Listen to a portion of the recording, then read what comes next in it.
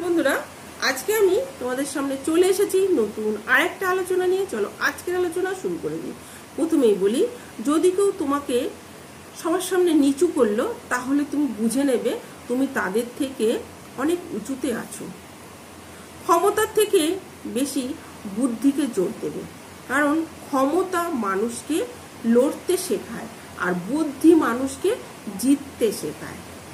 সময় কাকে কোথায় নিয়ে যাবে কেউ বলতে পারে না, তাই কাউকে কখনো অসম্মান করে কথা বা কাউকে কখনো ছোট করে কথা বলো না, কারণ ভবিষ্যতে তুমিও যদি তুমি বলে থাকো, ভবিষ্যতে তুমি এটার জন্য তৈরি থেকো।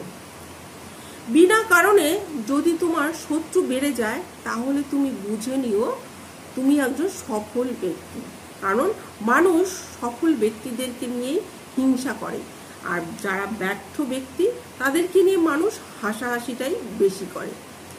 আজ তুমি যেখানে দাঁড়িয়ে আছো সেটা তোমার অতীতের কর্মফল, কাল তুমি যেখানে পৌঁছাবে সেটা তোমার হবে আজকের কর্মফল।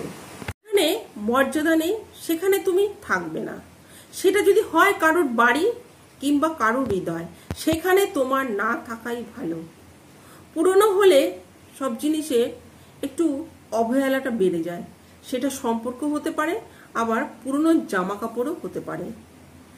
যে তোমার খুশির জন্য তোমার সমস্ত কিছু হার মেনে নেয় তোমার কাছে, তার কাছে তুমি কখনোই জিততে পারবে না। পৃথিবীতে দুই ধরনের মানুষ খুব অসহায়, এক হলো রূপ ছাড়া নারী, আর এক হলো টাকা ছাড়া ছেলে। সত্যি মানুষকে বোঝা বড় দায়। কেউ একটু ভালোভাবে কথা বললে আমরা বিশ্বাস করে বিপদে পড়ে যাই।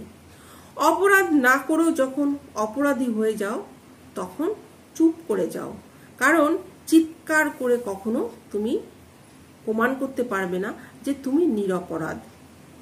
তোমার বন্ধু যে সেই হবে আসল বন্ধু, যে তোমার খারাপ সময় জেনেও তোমাকে ভালোবেসেছে, সেই হচ্ছে তোমার আসল বন্ধু।